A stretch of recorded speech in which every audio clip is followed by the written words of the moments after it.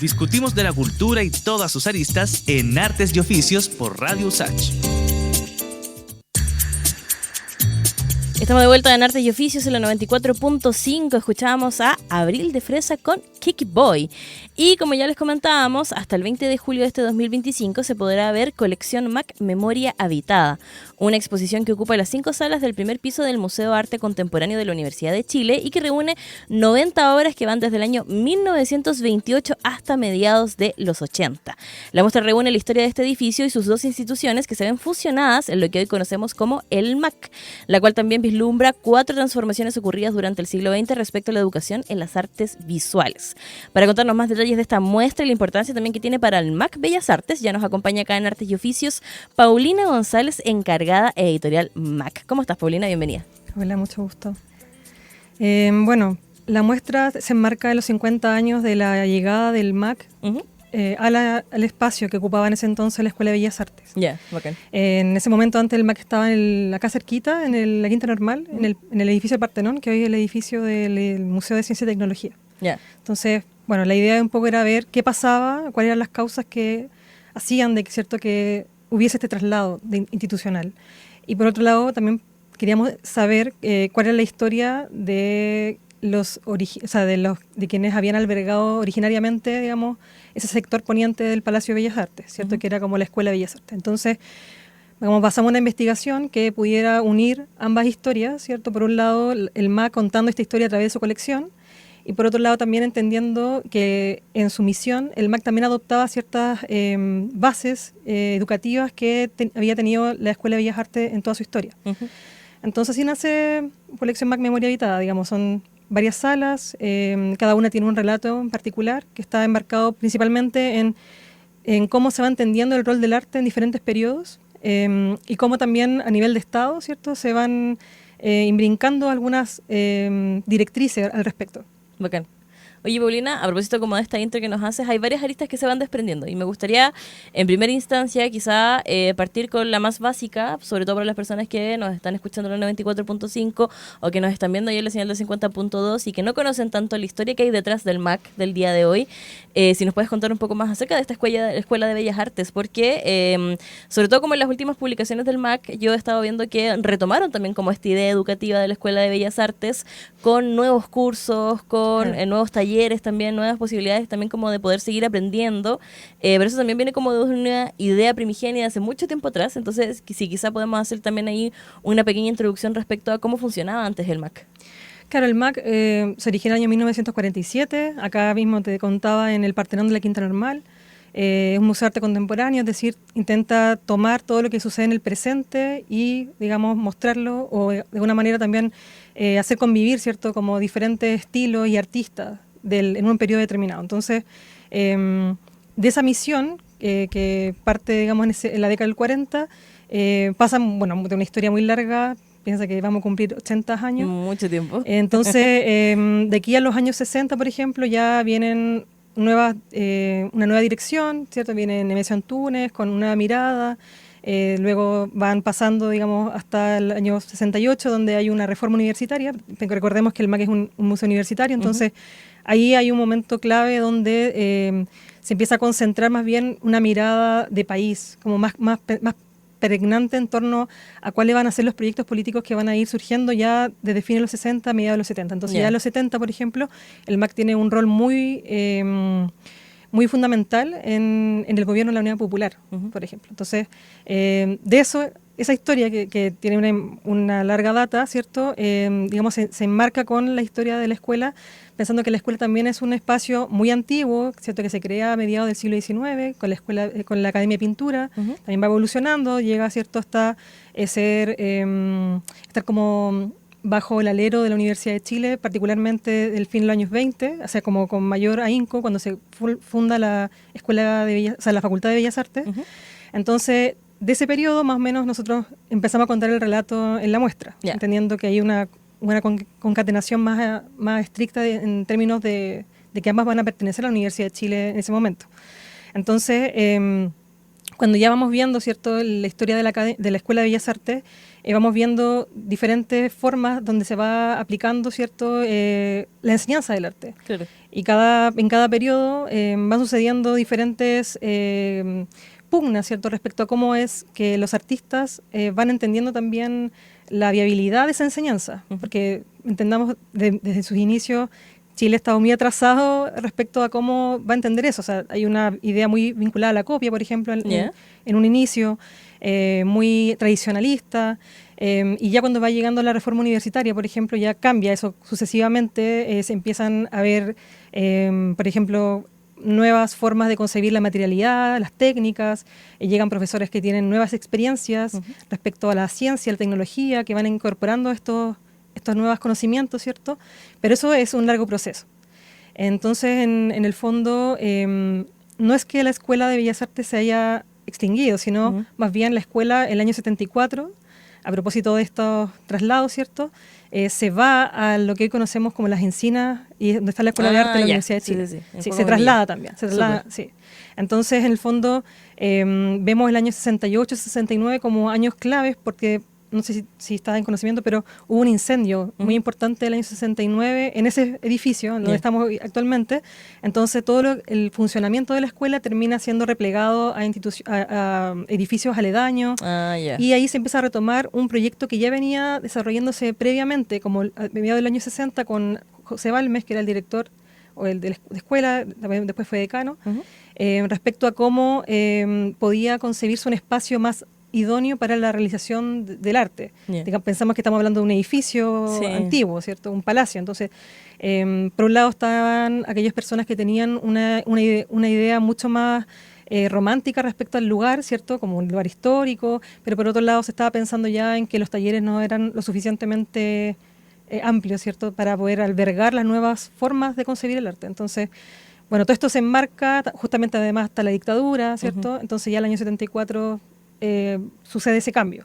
Además, el MAC acá estaba sufriendo algunos daños de infraestructura, habían temas como de insalubridad, según lo que hemos podido recopilar. Entonces, como que se fue dando, si una se iba a ir, bueno, la otra tenía que ocupar el espacio que quedaba disponible. En este caso era la Escuela de Bellas Artes en el sector poniente, atrás del Bellas Artes. Sí. Sí, como que sirve para ubicarse especialmente. Sí. Oye, bacán, me encantó esta clase que nos acaba de dar. Bueno, nos comentabas también que, bueno, en esta Expo Memoria Habitada se puede ver ahí un poco como esto de la intención de reunir obras que van desde el 1928 hasta mediados de los años 80, y también de qué manera también se vislumbran como los cambios en la forma en que se educaban las artes acá en Chile. ¿Qué pudiste también tú como revisar y pudiste como concluir también a partir de toda esta revisión y de toda la curatoría de obras que se realiza una vez ya que se piensa esta muestra? Claro, nosotros vimos más o menos que habían como unos 4 momentos importantes, ¿cierto? El primero, que estaba dado justamente en la década del 20, particularmente el año 28, porque se empieza a reestructurar en el fondo de cómo se pasa de un arte puro, pensado netamente como el placer estético, por ejemplo, a algo que tenía que estar vinculado con lo aplicado, con la funcionalidad. Y justamente ese año estamos en un periodo de régimen autoritario, ¿cierto? Está Carlos Ibáñez del Campo, que no ve con buenos ojos justamente esta introducción de las vanguardias en el arte chileno. Y el año 28 justamente hay un salón de 28 que está curado por Camilo Mori. Y Camilo Mori, se integran muchas obras que vienen un poco como influenciados por el grupo Montparnasse, que había estado viajando y que la década del 20 tiene mucha influencia, mucha pregnancia en mostrar como estas nuevas tendencias que estaban aconteciendo. Entonces, eso ocasiona de que desde el Ministerio de Educación, en esa época, se piensa en cerrar la escuela por 3 años. Pensando en que ya que los artistas estaban haciendo cualquier cosa, ¿cierto? ¿Cómo van a estar haciendo vanguardia estos chiquillos? Claro, y pensando sobre todo en un gobierno nacionalista, ¿cierto? Pensar como en reminiscencia extranjera era como estaba mal. Entonces teníamos que pensar en algo que tuviese que ver con la tradición chilena, con lo autóctono. Entonces, bueno, ahí empiezan algunos procesos también a cargo de Carlos Isamit, que es otro pintor importante, Premio Nacional de Música, que no tiene, pero también es importante destacarlo, tiene otra tradición importante él, que en el fondo empiezan a probar si es que la escuela podía cambiar o no. A propósito de introducir estas temáticas, pero no lo logran. Y entonces se cierra la escuela el año 28, o sea, para el año 29, y ese financiamiento lo piensan en llevar becarios a Europa, pero no a estudiar necesariamente subdisciplinas, o sea, pintura, escultura, sino también artes aplicadas. Entonces, qué bacán. vemos artistas que, no sé, Marco Bontá, por ejemplo, va a aprender más grabado, otros artistas van a aprender esmalte, cerámica, y ahí, cuando retornan, ¿cierto? Abren la Escuela de Artes Aplicadas, que también depende de la Universidad de Chile. Yeah. Entonces, en el fondo, lo que se produce es que se abren 2 escuelas. O sea, se reabre la Escuela de Bellas Artes y se abre en fondo la Escuela de Artes Aplicadas. Oh, Sí. entrete. Y claro, y se pensaba que la escuela se iba a cerrar 3 años, pero solamente se cierra 1. Entonces, esa es la primera, como el primer hito, o sea, es decir, cómo se va introduciendo el arte aplicado a la enseñanza. Yeah. Y ahí el MAC tiene una colección particular de arte aplicado porque su primer director, que era Marco Bontá, fue director de la Escuela de Arte Aplicada, entonces, o sea, fue más que director, digamos, fue uno de los profesores de un taller de grabado. Yeah. Entonces, él, en el fondo, lleva eso también a la colección del museo en el año 47 cuando se funda, como que introduce este tipo de colecciones al museo. Una segunda etapa pensamos en colocarlas más o menos en los años 40, porque la generación del 40 en el fondo es la que permite como una ruptura con toda la tradición posesaniana que venía albergando ya la escuela desarrollando hace mucho tiempo. Y también hay un grupo de estudiantes plásticos que también permite como repensar un poco si la enseñanza era la correcta o no. Yeah. Y eso bueno, ahí están artistas muy conocidos, José Balmes, Ay. Bonatti, Gracia Barrio, bueno, entre otros. Y pasa también de que el fin de los años 40 también se produce esta muestra de Manera Nuestros Días, Yeah. que se realiza en el Museo de Bellas Artes. Entonces, eso también enmarca un poco de decir, nosotros estamos haciendo un arte muy pensando en Europa, en París, pero ya París está haciendo otra cosa. ¿Ya? Sí, sí, como que estamos quedando out. Claro, estamos quedando out. Entonces, eso también es un impulso, digamos, para que estos artistas puedan aprender por sí mismos también nuevas formas de hacer arte. Yeah. Después tenemos enmarcado el año 68, como te comentaba, puntualmente por la reforma universitaria que se da al interior de la Universidad de Chile, donde hay algunos hitos como la departamentalización, por ejemplo, que permite que los artistas puedan tener como un plan común, por así decirlo, y de ahí se van derivando a diseño, arquitectura, bueno, pedagogía, y además está el tema de la triste mentalidad, que permite que los alumnos, bueno, los funcionarios, los docentes, todos puedan escoger cuáles son sus autoridades. Entonces, eso también enmarca un poco quiénes van a liderar ciertas instituciones. Se descabeza, justamente produce un proceso de descabezamiento y luego se eligen. Entonces, eso también es relevante. Además, está esta introducción que te comentaba de la ciencia, la tecnología, de pensar también el arte no como a nivel de concursos, de competición, sino más bien como un arte que pudiese comprometerse con los cambios sociales que estaban aconteciendo en la década de los 60. Pensemos, es un periodo convulso, donde hay contracultura. Y como la labor ¿cierto? pública igual del arte. Claro, hay una labor pública importante y sobre todo el compromiso de los artistas con esos nuevos cambios. Bacán.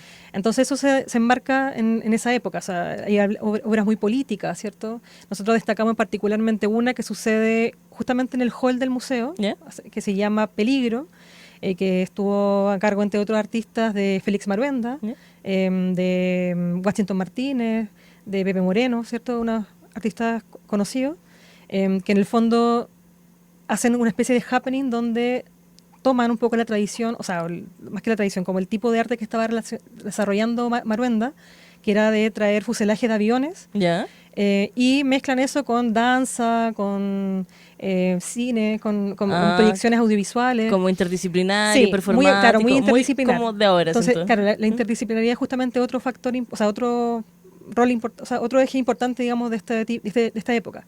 Entonces, eso se produce, o sea, ponen un fuselaje de avión, ¿cierto? Hay una gente que danza, hay proyecciones de bombas cayendo, ruidos, y eso tenía que ver justamente con hacer una crítica a la guerra de Vietnam, al uso de los aviones en particular, ¿cierto? Como era este objeto, ¿cierto? Que venía a hablarnos de desarrollo, ¿cierto? A cortar distancia, era utilizado para la guerra, por ejemplo. Entonces, para matar niños, para matar personas. Entonces, esa es como un evento importante que sucede en ese mismo espacio. Y nosotros lo destacamos, tiene un lugar central. O sea, cuando tú entras al museo ves una fotografía bastante grande. Esa es como justamente una ampliación de una tira de contacto, digamos, de lo que quedó de registro, porque en el fondo lo que quedan son las fotografías, ¿cierto? Y eso es gracias también a un préstamo del Museo Vivo Félix Marvenda que nos permitió poder exponer eso, digamos, a conocimiento público a través de la exposición. Bacán. Ese es el tercer momento, ¿no? Sí. Ya, y queda un cuarto momento, Claro, ¿no? y el cuarto momento lo pensamos más bien como a nivel de de contrarreforma, Ya. que es el que se produce cuando es el golpe de Estado y hay una idea de volver a la tradición. O sea, no sé, o sea, vemos en principio que es cierto que eliminan todo lo que existe a nivel de, por ejemplo, murales, también eliminan libros, ¿cierto? Queman Sí, como obras, quema de ¿cierto? libros, Hay sí, todo limpieza todo esto lo conocemos, Sí. pero a nivel interno hay también una especie de, comillas, purga, Ya. pero en el mal sentido, digamos. Ajá. O sea, se exoneran profesores, se persiguen alumnos, ¿cierto? Se denuncian, Sí. hay también dentro de la misma universidad, ¿cierto? Se detenidos desaparecidos, o sea, todo esto sucede, y sobre todo en la Escuela de Artes, o sea, en la Escuela de Bellas Artes que tenía una raigambre súper política.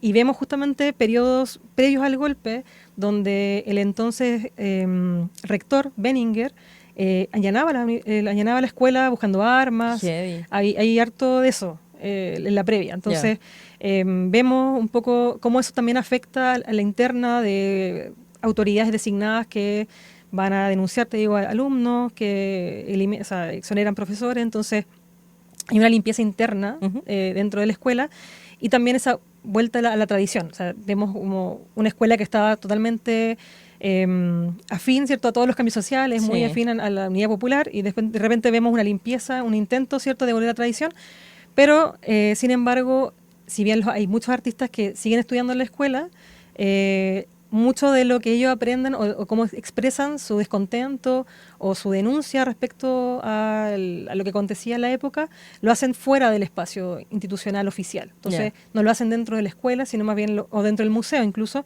lo hacen en galerías, ¿cierto?, alternativas, en otros espacios educativos como el TAF, por ejemplo. Entonces, eso es lo que va sucediendo y eso es lo que intentamos rescatar. Y además, claro, hay algunas expresiones artísticas, sobre todo la pintura de los 80, la generación del 80, con Tacla, por así es, bueno, en otros artistas más que no están puestos ahí, pero está Tacla, por ejemplo, Bororo también que está, que son los que traen de vuelta la pintura, pero ya no desde esta noción política, sino más bien desde lo subjetivo, ¿cierto? Como que vuelve explorando otras cosas. Explorando otras cosas, pero vuelve una pintura que se renueva, ¿cierto? Pero no dentro de los cánones que podíamos decir ni tradicionales, ni tampoco abanderados como con... Claro, como lo que fue el 68. Claro, y tampoco de denuncia, ¿cierto? Entonces también son mal miradas un poco con esa visión. Como estas miradas evasivas, quizás, ¿no? Sí, pero hay también una mirada crítica. O sea, por ejemplo, hay el Márgenes de Instituciones de Nelly Richard tiene algunos textos dedicados a este tipo de pintura y lo ve como que están ni ahí con algo heavy que está sucediendo. Chicos, está pasando todo y ustedes haciendo eso. Entonces, pero bueno, son miradas de expresiones artísticas que son todas válidas, digamos, pero esos dos tipos de expresiones artísticas las colocamos en la última sala, que es la que expresa más o menos nuestra idea de contrarreforma, y lo que está más vinculado ya a lo que es este arte más de denuncia o más conceptual, como más de lo conceptual, está dado tanto desde la performance, ¿cierto?, que tiene un lugar importante, como también dentro de un arte más experimental, el videoarte, por ejemplo. Hay una obra de Gonzalo Mesa que también ocupa un lugar importante en la sala. Bacán. Sentí que estábamos haciendo una visita guiada. Me contaba y todo. Estamos conversando junto a Paulina González, encargada de Editorial MAC, acerca de la colección MAC Memoria Habitada, que está disponible hasta el 20 de julio ahí en el Museo de Arte Contemporáneo de la Universidad de Chile, en su sede Bellas Artes, porque recuerden también que está la sede acá en Quinta Normal, muy cerquita acá de la radio. Paulina, ya nos van quedando pocos minutos. Quería preguntarte igual, como lo clásico, ¿cómo hacemos una invitación también para que las personas vayan a visitar MAC, conozcan un poco más acerca, sobre todo, como de estos cambios de los cuales ya nos estabas contando y cómo eso también se ve expresado en las obras que están seleccionadas en cada una de las salas de esta expo? Gran pregunta, como que me dice muchas cosas. O sea, la invitación va en que cada sala tiene un texto que pueden, bueno, da contexto más o menos a lo que va a decirse, digamos, cuál es la idea o lo que se quiere presentar. Hay cédulas extendidas que también permiten profundizar en las obras, en cuál es también digamos, la finalidad de que estén una al lado de otra. Por ejemplo, nosotros trabajamos mucho también con la idea de la afiliación. ¿Ya? Hay algunos muros que muestran eso, de este el maestro, estos son los alumnos, este el ayudante, que también nos interesaba un poco dar cuenta de ese momento, ¿cierto? O de ese tipo de relaciones. Hay un video expositivo que también da un panorama general de la muestra. Hay varias instancias, o sea, bueno, hay obras de todo tipo, hay afiches también, hay audiovisual, entonces hay un montón de cosas y también hay vitrinas, que es importante, que contextualizan un poco con material de archivo parte de lo que se quiere decir, digamos. Bueno, esta muestra en todo caso dialoga con una que está en Zócalo, que se llama 1970-2025 Abstractos Geométricos Cinéticos. Más bien pensando también en esta dualidad de el primer piso habla un poco de la escuela, el Zócalo habla del MAC. En su historia, al menos en los años 60, hay también algunas vitrinas, y la muestra en particular es una revisión de una muestra que se hizo en el año 70, allá en ese entonces en el Partenón de la Quinta Normal, que hace más o menos muestra más o menos un panorama, ¿cierto?, del arte abstracto en Chile. Ahí vemos, no sé, desde Vergara Gres con grupos rectángulos, ¿cierto? Sí, o sea, el grupo Forma y Espacio, hasta José Balmes, García Barrios con Signo. También vemos toda esa variedad de artistas. Por otro lado, bueno, hay otras exposiciones. Está Macarena Cortés en el segundo piso, está Cheronahue Tapijihue también en otra sala. Eso son las que te puedo nombrar que me acuerdo. Respecto a lo que me nombraba, esto de actividades, está, por ejemplo, una actividad que se va a realizar el 5 y el 12 de julio. Súper. A las 12 horas, que se llama Un viaje por la selva amazónica, cuentacuentos más taller, que justamente está pensado más para niños, ¿cierto? Entrada liberada, está dada por Crespi Cuentitos, ¿cierto? Que es quien va a hacerle los talleres. Y esos son como algunas actividades que más pensadas en estas vacaciones de invierno, además de las visitas que pueden, digamos, aparecer a través de la unidad de educación. Se pueden también inscribir para si quieren visitas guiadas, los colegios, por ejemplo. Bacán. También hay podcasts importantes, esta Frecuencia MAC, que es como un repositorio de podcast que tiene el museo. Está Irrupciones en el MAC, Lejos de la Superficie, sesiones paraespectrales, ¿cierto? Todo eso pueden encontrarlo en por ejemplo, Spotify. Como la plataforma ahí de... en SoundCloud también, Buena, Entonces, distintas, tenemos actividades de mediación, tenemos podcasts ahí como para ampliar la mirada del MAC, y también tenemos esta colección MAC Memoria Habitada, de la cual nos vino a hablar y contar más acá Paulina González, encargada de Editorial MAC. Paulina, muchas gracias, me encantó conversar contigo. Gracias a ti por la invitación. Obvio que sí. Y bueno, recordamos que pueden ahí también visitar todas las redes de MAC, solamente googlear ahí, encontrarse también con más de las novedades que tienen preparadas para ustedes.